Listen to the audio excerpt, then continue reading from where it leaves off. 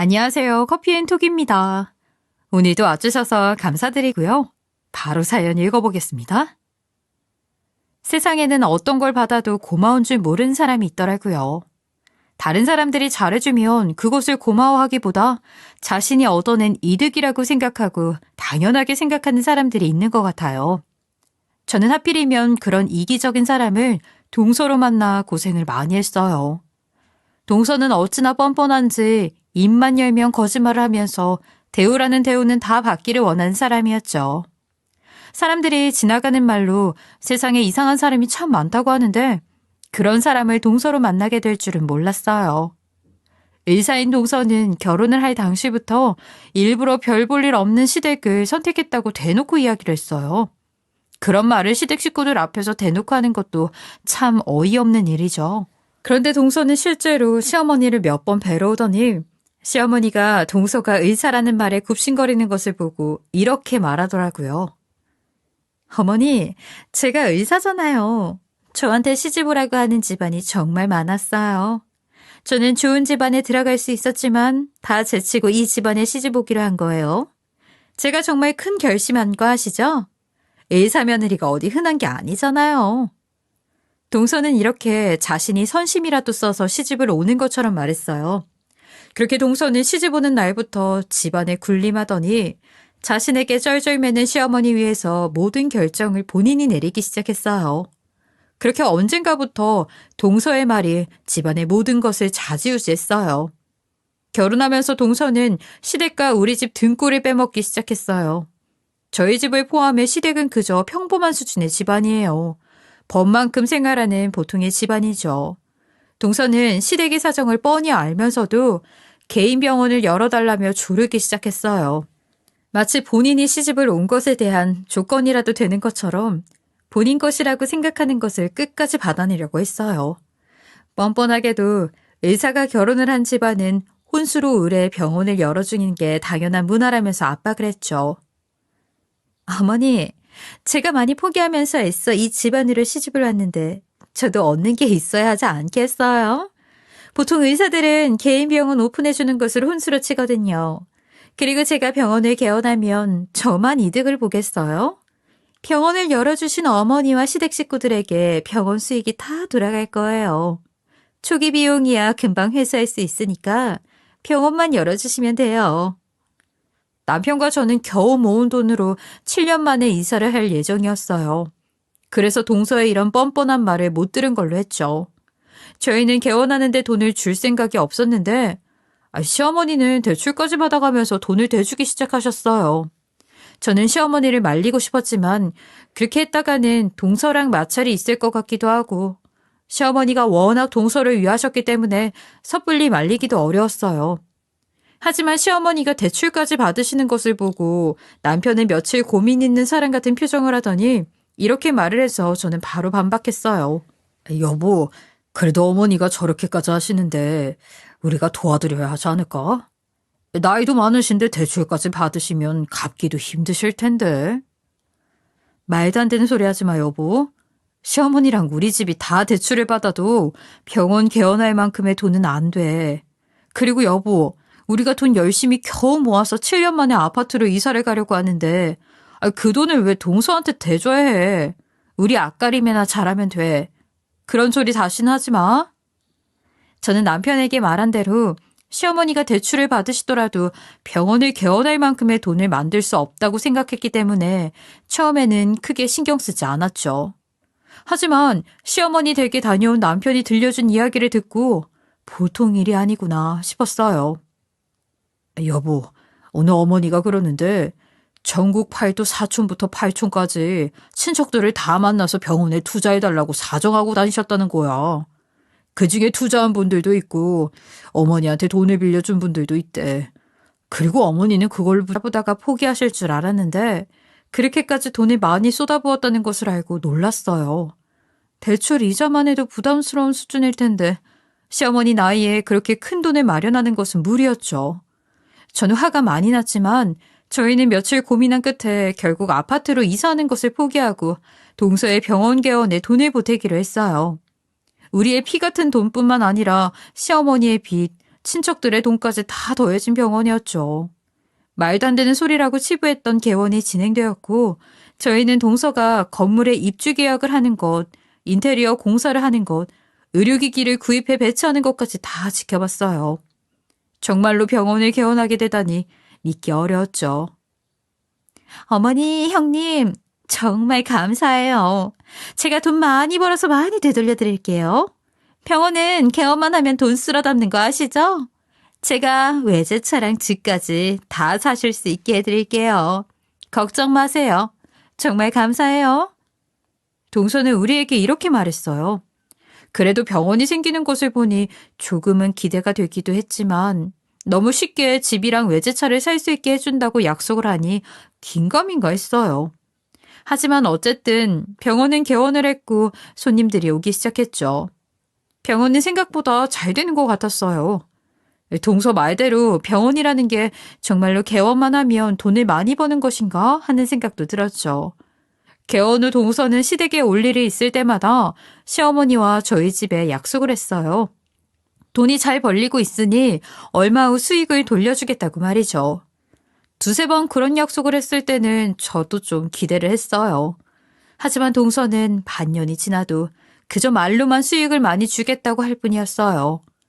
다음 달이면 새 차를 사실 수 있을 거라고 하면서 한 번도 그 수익을 나눠주지 않았어요. 어머니, 다음 달에는 냉장고 낡은 거 바꾸시면 되겠어요. 제가 다음 달에 바꿔드릴게요. 병원 운영이 잘 되고 있거든요. 일사며느리 두셨으니 금방 부자 되실 거예요. 제가 그런 동서를 의심해가지고 빤히 쳐다보자 동서는 저를 보고 이렇게 말했어요. 형님, 내년쯤에 차 한 대 사드릴까 싶은데 미리 받으세요. 비싼 차도 충분히 구입하실 수 있을 거예요. 그리고 어머니랑 가방 하나 보고 오세요. 명품으로요. 제가 사드릴게요. 부담 가지실 거 없어요. 의사동서 이렇게 써먹으셔야죠. 그래? 알았어. 내일 모레 어머니랑 같이 백화점 가서 고르고 올게. 저는 영 의심스러워서 동서의 말이 진담인지 아닌지 보기 위해 이튿날 정말로 시어머니와 함께 백화점에 갔어요. 동서가 하라는 대로 관심 있는 명품 브랜드에 가서 가방을 고르고 가격까지 알아왔죠. 그리고 그날 저녁 동서에게 연락해 물어보았어요. 동서가 가방 보고 오라고 해서 어머님이랑 같이 보고 왔거든. 가방 사주는 거지? 가격도 다 알아왔어. 그러자 동서는 갑자기 태도를 싹 바꾸며 이렇게 말하는 것이었어요. 어머, 어쩌죠 형님? 오늘 갑자기 병원에 있는 의료기기 하나가 고장났지 뭐예요. 그거 수리하려면 진짜 큰 돈 들어가는데 아무래도 이번 달은 어려울 것 같아요. 제가 다음 달에는 꼭 사드릴게요. 어쩔 수 없어서 그러니 이해해 주세요. 저는 역시나 하는 마음이 들었지만 정말로 병원에 사정이 있을 수도 있다고 생각했어요. 하지만 동서는 거짓말이라고 생각한 제 생각이 맞다는 것을 스스로 증명해 보여줬죠. 동서는 계속 말로만 선물을 떼었어요. 동서의 말로 받은 걸로 치자면 외제차와 집 몇 채는 받은 느낌이었죠. 하지만 끝은 매번 똑같았어요. 어쩔 수 없는 상황이 생겼다면서 말로 한 약속을 지킬 수 없다고 했죠. 죄송해요, 어머니 형님. 제가 다음에는 꼭 해외여행 보내드릴게요. 이번에는 병원 간판이 말썽이지 뭐예요. 만든 지 얼마 안 된 건데 불이 나가버려서 꼭 고쳐야 할 것 같아서요. 죄송해요. 다음에, 내년에, 몇 달 뒤라고 말하며 동서는 한 번도 약속을 지킨 적이 없었어요. 심지어 빚까지 내서 병원을 내준 시어머니에게 병원의 수익조차 나눠주지 않았죠. 저는 의심스러워서 동서의 행동이나 행색을 꼼꼼히 지켜보았어요. 그렇게 신경 써서 지켜보니 동서가 돈을 버는 족족 본인 목구멍만 채우는 것이 보이는 것이었어요. 시댁에 올 때도 전과 달리 가방이며 옷이며 모두 명품으로 치장하고 차도 제가 본 것만 해도 2번은 바꾼 것 같았어요. 동서, 매번 그렇게 돈이 없다고 하면서 동서는 항상 명품을 입고 있네? 돈이 없는 것 같지는 않은데? 왜 매번 돈이 없다고 하는 거야? 형님, 무슨 소리예요? 저 정말 병원에 다 쓰고 헌신하고 있어요. 이 옷은 원래 있던 거고 가방은 최근에 친구들이 생일 선물이라고 돈 모아서 사준 거예요. 아유, 제 말 못 믿으시는 거예요? 동서는 오히려 섭섭하다는 태도로 저를 너무한 사람으로 몰아갔어요. 하지만 동서가 병원에서 난 수익으로 호의호식하면서 시댁 식구들에게는 말뿐인 약속만 하고 있다는 것은 명백했어요. 하루는 동서가 시댁에 와서 핸드폰을 계속 들여다보는 것이었어요. 저는 동서가 무엇을 하는지 궁금해서 물어봤죠. 동서, 뭐해? 아까부터 핸드폰만 들여다보고 있고. 아, 형님. 제가 주말에 골프 치러 가기로 했거든요. 아, 진짜 오랜만에 가는 거라 기대돼요. 너무 오랜만이라 라운딩 할 때 입을 옷이랑 골프채 좀 사려고 보고 있어요. 우리가 물어볼 때마다 병원에 쓸 돈밖에 없다고 하면서 가만 보면 고가의 골프채나 옷같이 자신에게 필요한 것들은 척척 잘 사는 것 같았어요. 그 정도야 필요하면 구입할 수 있다고 생각하려고 했는데 시댁 식구들에게는 뭐 하나 가져온 것도 없으면서 자신의 것을 너무 쉽게 마련하는 모습이 곱게 보이지 않았어요. 저는 이사갈 돈까지 빼서 동서에게 대줬는데 이런 동서의 태도를 보자 속이 부글부글 끓었어요. 하지만 시어머니는 동서의 이런 말들에 홀딱 넘어가서 이미 선물을 받은 사람처럼 행동했어요. 마치 사이비규 엉터리 교리의 세뇌가 된 사람처럼 보였죠. 제가 한번 시어머니에게 동서의 행동이 조금 이상하다고 말씀을 드렸는데 시어머니는 오히려 역성을 내며 저에게 이렇게 이야기를 하셨어요. 너는 왜 그런 소리를 하니? 아, 저렇게 열심히 하는 너희 동서흉을 보는 게 부끄럽지도 않니? 너희 동서 봐라. 많이 배우고 미래가 창창해서 저렇게 돈을 잘 벌잖아. 걔가 우리 모두 집이랑 차랑 해준다고 하는데 고마워할 줄 알아야지. 아서라. 앞으로 그런 소리 일랑 하지도 마. 알겠어? 시어머니에게 동서의 말은 법이나 다름없었어요. 특히 시어머니가 동서에게 약해지는 큰 이유가 하나 있었어요. 바로 동서가 하는 이 말 때문이었죠. 어머니, 제가 이 집안 손자 손녀 전부 다 의사 만들어 드릴게요. 원래 한 번 의사 집안이 되면 그 집안이 대대로 다 의사가 되는 거 아시죠? 제가 책임지고 의사 집안으로 만들어 드릴게요. 어머니는 하나도 걱정하실 것 없도록 잘할게요. 손자 손녀를 보는 것은 물론 그 귀여운 손자 손녀를 의사로 키워준다고 하니 시어머니는 그 말만 들어도 배가 부르다면서 동서의 뺨을 쓸어주며 좋아했어요. 저는 동서가 지키지도 않을 말들만 내뱉는 것을 보며 영 못마땅해 했죠. 하지만 시어머니는 돈 한 푼 못 받으면서도 그저 동서 말만 믿었어요. 답답했지만 아직 동서의 진짜 정체를 알아낸 것도 아니어서 그저 보고만 있을 수밖에 없었죠. 동서는 시어머니의 총애를 등에 업고 의기양양해서 얼마 후 시댁의 밥상까지 본인 입맛대로 정리해버렸어요. 동서가 해외에서 오래 살다가 왔다는 말은 들었는데 어느 날 시댁 밥상에 앉아 이런 말을 하는 것이었어요. 아니, 한국은 이게 참 불결하다니까요. 아무리 가족이라고 해도 큰 탕을 가운데 두고 여럿이 같이 먹는 게 참 그래요. 해외에서는 상상도 못할 일이에요. 탕에 다 같이 수저를 넣어서 휘적거리는 게 불결하잖아요. 진짜 불편해. 동서의 이 말 한마디에 그 이후 시댁 밥상에서는 찌개나 탕을 볼 수조차 없게 되었어요. 시어머니는 동서의 말이 마치 교리라도 되는 양 그대로 따랐죠. 가끔 국이나 끓여 한 그릇씩 떠주는 일은 있어도 매운탕이나 두부 김치찌개 같은 것을 끓여서 반찬과 함께 중앙에 두고 먹는 일은 없어졌죠. 잘 먹던 사람들인데도 동서의 한마디에 음식을 구경할 수 없게 되었으니 전 대체 이게 맞는 일인가 싶었어요. 동서는 거기에 그치지 않고 시댁에서 하는 제사까지도 동서 뜻대로 합쳐버렸어요. 원래 시댁에서는 총 10번의 제사가 있었어요. 많다면 많은 숫자라 조금 줄어드는 것이 좋았는데 동서는 멋대로 너무 많이 줄여버렸죠. 10개였던 제사를 2개로 줄였는데 줄어든 제사 중에는 시어머니가 특별히 신경 쓰던 제사도 들어있어서 저는 시어머니가 내심 섭섭해하실 것이 걱정되었어요. 동서는 거기다가 제사 준비 과정에서도 자신이 가장 꼭대기에 있는 것처럼 굴었어요. 하루는 제가 음식 목록까지 정리해서 저에게 핸드폰으로 일방적으로 보내는 것이었어요. 형님, 저희 시댁이 제사가 너무 많잖아요. 제가 2개를 줄였는데 시어머니를 좀 더 배려해드려야 할 것 같아서요. 제사 음식 목록도 좀 줄여봤거든요. 이 정도면 형님이 챙기실 수 있지 않나 싶은데 좀 부탁드려도 돼요? 제사 음식 목록까지 동서가 정리했다는 것도 좀 어이가 없는데 저에게 모든 준비를 미루면서 너무 뻔뻔하게 말하는 동서를 보고 저는 기가 찼어요. 그래서 저도 한마디 했죠. 아니, 동서, 제사를 줄인 것은 좋은데 이 목록을 나한테 보내는 이유는 뭐야? 이거 시어머니랑 합의된 것은 맞아?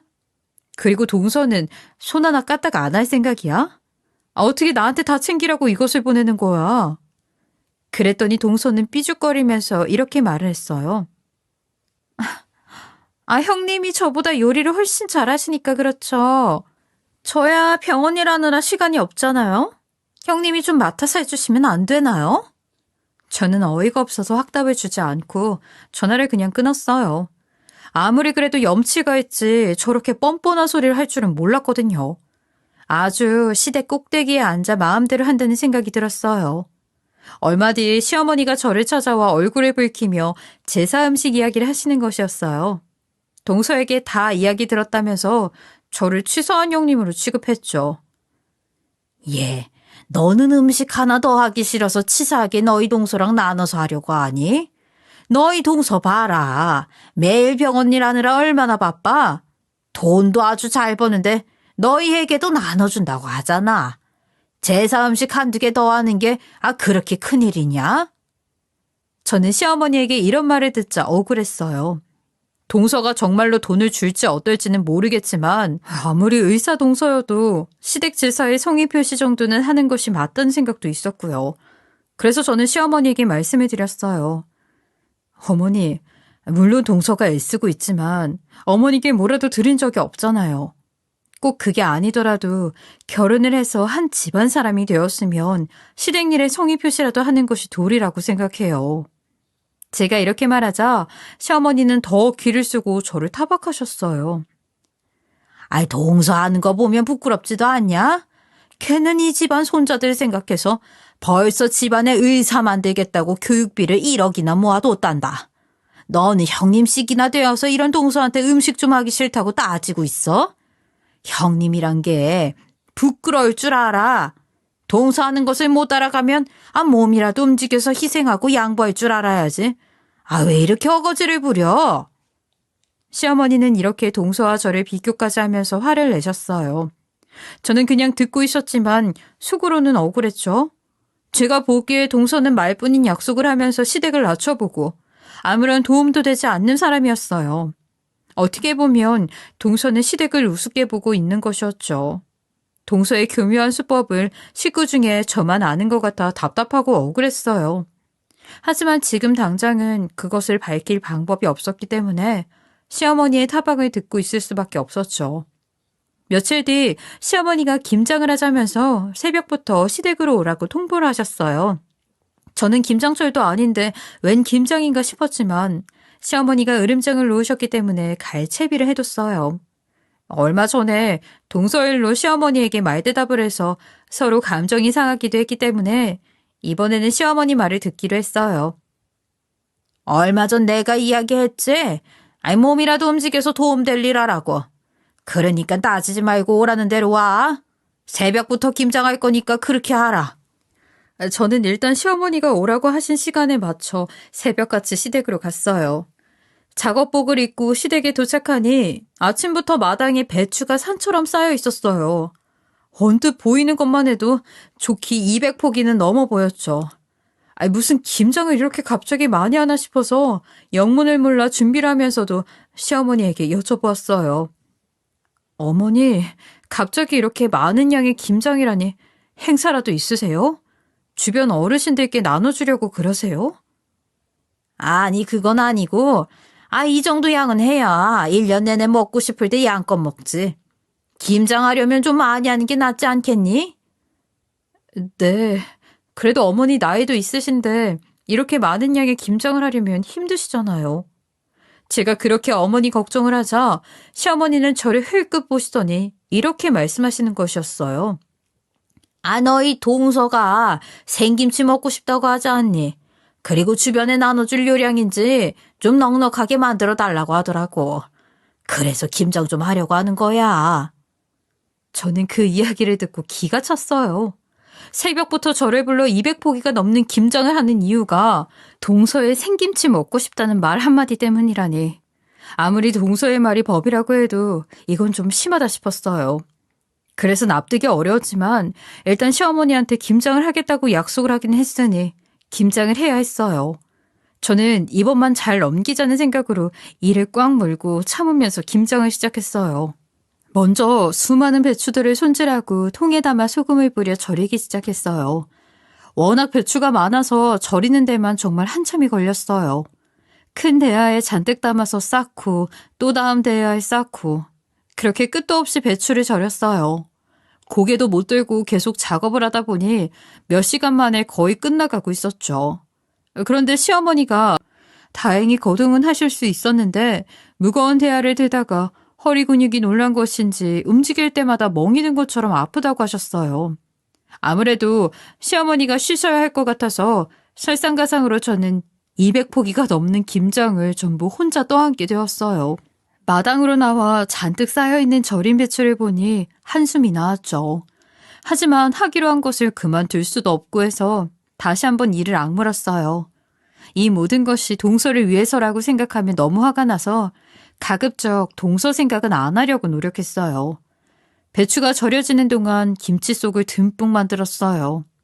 배추 양이 너무 많다 보니 김치 속도 어마어마하게 만들었죠. 그러고 나서는 배춧잎 사이사이에 김치 속을 넣기 시작했어요. 좀 쉬면서 하고 싶었지만 양이 너무 많아서 언제 끝날지 알 수 없었기 때문에 쉬기도 힘들었어요. 그렇게 혼자서 마당에서 왔다 갔다 온몸의 근육 힘을 빼가면서 김장을 했어요. 어느새 날은 뉘엿뉘엿 저물고 있었죠. 최대한 빨리 끝내려고 혼자 손놀림을 빨리 했는데도 날이 너무 어두워져서 잘 보이지 않게 되었어요. 그래서 남은 양은 시댁 부엌으로 가지고 들어와서 끝냈어요. 다 끝내고 나니 그야말로 파김치가 되었고 온몸에 힘이 하나도 없었어요. 아침에 시작한 김장은 혼자 하니 캄캄한 밤이 되어서야 겨우 끝났어요. 온몸에서 김치 냄새가 진동을 하는 것 같았죠. 저는 김장을 다 끝내고 배추들을 담은 대야를 잘 덮어두고 통에 넣을 수 있는 것들은 최대한 담기 시작했어요. 김치가 너무 많아서 통이 부족하지는 않을까 걱정이 되었어요. 다행히 김장한 것을 모두 통에 담았고 저는 너무 지쳐 대충 씻고 자리에 누웠어요. 눈이 저절로 감겼죠. 다음 날도 주말이었기 때문에 저는 시댁에서 하루 자고 아침에 집으로 돌아갈 생각으로 잠들었어요. 아침에 눈을 떴는데 어제 너무 지친 탓인지 생각보다 오래 잔 것 같았어요. 온몸이 몸살이라도 걸린 듯이 뻐근했죠. 방 밖으로 비실대며 나오자 시어머니가 호들갑을 떨면서 아침 상을 차리고 계셨어요. 얘 무슨 잠을 그렇게 오래 자. 너희 동서 온다고 하잖아. 어서 밥 좀 차려봐. 이제 곧 도착한다고 하니까. 저는 어제 그렇게 김장을 하느라 고생했는데 동서가 온다고 또 아침밥을 차려야 하니 부하가 치밀어 올랐어요. 시어머니가 저에게 고생했다는 말 한마디 안 하시는 것도 섭섭했어요.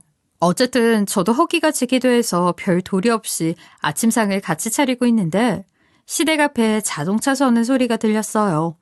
시어머니는 부엌 창문으로 내다보고 동서의 차가 온 것을 확인하자마자 김치통을 들고 버선발로 쫓아나갔어요. 아이고, 우리 의사 며느리 오셨네. 잘 왔어. 네가 먹고 싶다던 생김치 여기 있다. 너 주려고 어제 하루 종일 김장했거든. 자, 맛 좀 봐. 자자, 입 벌려봐. 시어머니는 김치통을 들고 달려나가더니 심지어 생김치를 손으로 쭉 찢어서 동서의 입 안에 대령하는 것이었어요. 동서가 인사를 할 새도 없이 시어머니는 생김치를 동서의 입에 쏙 넣어줬어요. 그런데 동서는 차 시동도 안 끄고 창문만 내린 채 차 안에 앉아서 생김치를 받아 먹더니 오물거리면서 차 안에만 계속 앉아있는 것이었어요. 어제 하루 종일 김장을 하고 아침밥까지 차려줬는데 동서는 마치 지나가다 선심 써서 들린 사람 같았죠. 저는 부엌 창문으로 그 모습을 보고 시어머니를 따라 현관문 밖으로 나갔어요. 현관문을 열고 마당에 나가자 차 안에 앉아서 입만 놀리는 동서의 목소리가 크게 들렸어요. 마치 자신이 명령을 할 수 있는 권한이 있는 것처럼, 고용인을 부리는 사람처럼 이렇게 말하는 것이었어요. 어머, 어머니, 제가 생각했던 김치 맛하고는 많이 다른데요? 저는 젓갈에 쓴 김치를 좋아하거든요. 간도 좀 잘못 맞춘 것 같아요. 너무 짜고 매운데? 이런 김치는 누구 주지도 못해요. 주변 의사 동료들 좀 나눠주려고 했는데 이건 안 되겠어요. 저는 그 말을 듣고 어안이 벙벙이 멈춰섰어요. 동서가 방금 한 말을 귀로는 들었는데 머리로는 이해가 되지 않았어요. 저런 말을 실제로 하고 있다는 것이 믿기지 않았죠. 저는 너무 화가 나다 못해 헛웃음이 나왔어요. 그렇게 마당에 서 있는데 시어머니가 마당에 서 있는 저를 발견하고 획기 쳐다보시는 것이었어요. 시어머니는 방금 동서의 말을 듣지 않았냐는 듯한 표정을 지으시더니 저에게 이렇게 말씀하셨어요. 아이, 들었지? 김치가 별로라고 하잖아. 처음부터 다시 해라. 그러면서 시어머니는 마당에 있던 대야통에 들어있던 김치를 부어버리는 겁니다. 그 아깝고 아까운 제가 어제 혼자 애쓰고 만든 김치를요. 마치 동서에게 보란 듯이 김치를 부어버리고 칭찬받고 싶어하는 강아지처럼 주인인 동서를 쳐다보는데 두 사람의 관계가 이상하다 못해 기괴했네요. 저는 그것까지 보고 나자 너무 화가 나서 눈에 보이는 것이 없는 것 같았어요. 시어머니와 동서는 하하호호거리면서 잡담을 나누기 시작했는데 저는 뚜벅뚜벅 집 안으로 들어가 부엌에 남아있던 김치 속을 들고 나왔어요. 어제 너무 피곤한 탓에 남아있던 김치 속을 대야에 두고 덮어두고 잠들어서 김치 속은 아직도 대야 속에 있었어요. 저는 대야채로 들고 나왔죠. 그리고 동서의 차로 돌진했어요. 빠른 걸음으로 저벅저벅 걸어가는 저를 시어머니도 미처 못 볼 정도였어요. 제가 동서의 차로 다가오자 동서는 그때도 상황 파악을 못하고 김치를 금방 맛봤다면서 거절하는 것이었어요. 형님, 김치 먹어봤어요. 더 안 먹어봐도 돼요. 제 취향은 아닌 것 같아서요. 다음에는 젓갈을 좀 써줘. 동서는 하던 말을 마무리하지 못했어요. 김치들을 들고 나와서 그대로 마당에 다 던져버렸어요. 차에서 기어나오다시피 한 동서의 발 아래에도 던졌죠. 시댁은 그야말로 배추 범벅, 고춧가루 범벅으로 쑥대밭이 되었어요. 제가 이 지경으로 난리를 피자 시어머니도 동서도 굉장히 놀란 것 같았어요. 같이 길길이 날뛰면서 화를 낼 것이라고 생각했는데 처음 보는 제 모습에 시어머니는 무슨 사달이 나도 단단히 나겠구나 싶으셨던 것 같아요. 동서도 엉엉 울면서 눈이 맵다고 쨍알거리기만 할 뿐 분노한 저에게 대들 생각은 못하는 것 같았어요. 시어머니는 아직도 씩씩거리고 있는 제 눈치를 살살 보더니 바닥에 널브러져 있는 동서를 챙겨서 집 안으로 들어갔어요. 예, 어서 일어나 봐라. 들어가서 눈이라도 씻자. 자네 손 잡고. 어머니, 눈이 너무 따가워요. 어떡해요? 너무 아파요. 저는 둘의 뒤를 따라 집 안으로 들어갔어요. 동서는 엉엉 울면서 시어머니의 손을 잡고 화장실로 가서 얼굴과 옷을 씻어냈죠.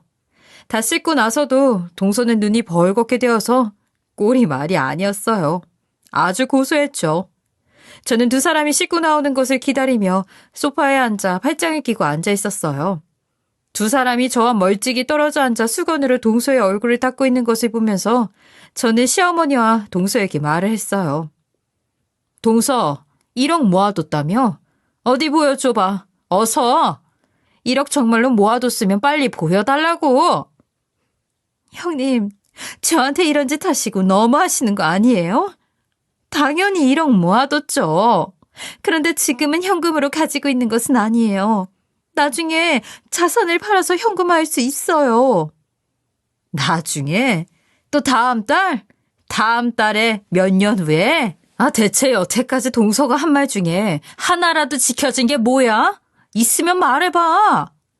저는 동서에게 매섭게 몰아붙였어요. 동서는 김치 범벅을 당한 뒤 겁을 먹었는지 제 눈을 제대로 쳐다보지 못했죠. 저는 시어머니를 향해서 말했어요. 어머니, 동서가 1억 모아뒀다면서요. 저는 벌떡 일어서면서 동서에게 다시 소리를 쳤어요. 어디 당장 내밀어봐. 1억이 어딨어? 내 눈앞에 보여주지 않으면 가만두지 않을 거야. 어디 1억 내놔봐. 어딨어? 제가 벌떡 일어나자 동서는 화들짝 놀라면서 제 쪽으로 양손을 뻗고 벌벌 떨면서 말했어요. 죄송해요. 제가 잘못했어요. 사실 아직 모아둔 돈은 없어요. 저도 집산 빚이랑 차 산 거랑 갚아야 할 게 많아서 아직은 없어요. 그런데 이제 진짜로 모을게요. 정말로요. 동서는 겁을 먹더니 끝내 모아둔 것은 없다고 실토했어요. 동서의 고백에 시어머니도 흠칫 놀라셨죠. 뭐? 1억이 없어? 시어머니는 턱이 빠진 듯한 표정을 짓더니 크게 실망한 눈치였어요. 드디어 동서의 정체가 드러나자 속이 다 시원했죠. 김치에 들어간 젓갈 하나까지 따지는 그 못된 주둥이는 더 이상 무서울 것이 없었어요. 동서는 시어머니가 너무 떠받들여주니까 천지분간을 못하고 1억짜리 거짓말도 술술 할 수 있었던 것뿐이었으니까요. 그 지경까지 가게 한 사람은 전부 시어머니였어요. 이 거짓말과 이 상황을 시어머니가 깨닫게 되자 알던 이가 빠진 것처럼 후련했어요. 저는 아직도 어안이 벙벙한 표정을 하고 있는 시어머니에게 말씀드렸어요. 보셨죠, 어머니? 이 집안에서는 주둥이만 살아야 인정받는 며느리가 될 수 있잖아요? 오늘부로 저도 동서처럼 말로만 잘하는 며느리 될 거예요. 그러니 제 얼굴도 다신 보실 일 없을 거예요. 그리고 어머니도 제발 동서 거짓말에 그만 놀아나세요. 저는 이렇게 마지막 경고를 남긴 뒤 집안 현관문을 콱 열고 마당에 널브러진 배추를 발로 뻥 차버리고 나왔어요. 그날 이후로는 정말 제가 시어머니에게 한 말을 그대로 지켰어요. 시어머니께 말씀드렸던 것처럼 중요한 날에 문자로만 인사하면서 동서가 하던 그대로 했어요. 허울뿐인 번지르르한 말이 얼마나 무책임한 것인지 느끼셨으면 했거든요. 그리고 얼마 안 가 시어머니와 동서는 원수보다 못한 사이가 되었어요. 동서는 그 일이 있는 후에도 시어머니를 거짓말로 구워 삶으려고 했는데 결국 동서의 거짓말을 믿지 못하게 된 시어머니에게 발각이 된 것이었죠.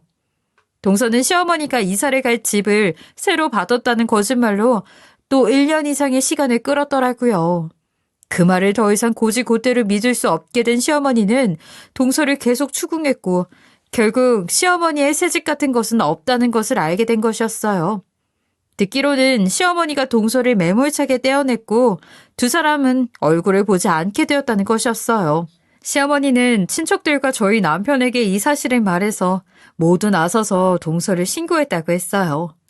동서는 법적 조치가 취해지기 전에 시어머니와 남편, 친척들을 모아두고 투자한 돈만큼 병원 지분을 소유하고 있다는 계약서를 작성해줘야 했어요. 또 투자한 금액의 3배가 될 때까지 매달 수익을 나눠주게 되었죠. 동서는 월급을 받는 페이닥터가 되었고요.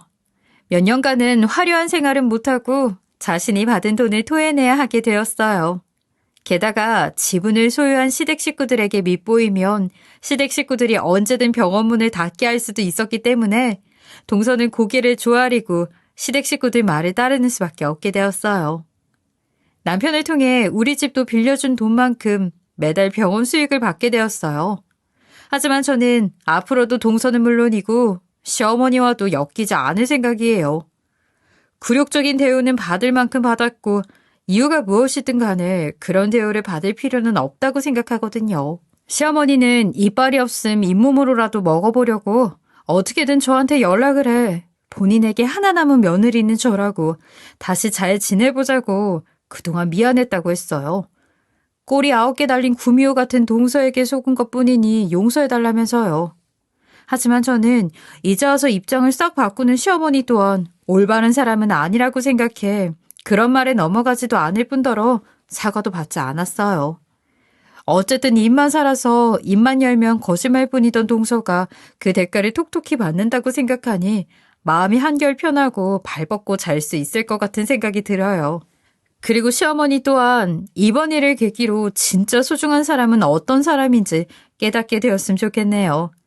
이제 눈치 보면서 살 필요 없이 제가 즐거울 만한 것들만 하면서 살 수 있겠어요. 저의 웃지 못할 이야기 들어주셔서 감사합니다. 지금까지 커피앤톡이었습니다. 오늘도 끝까지 함께 해주셔서 감사하고요. 다음 영상으로 또 찾아뵙겠습니다.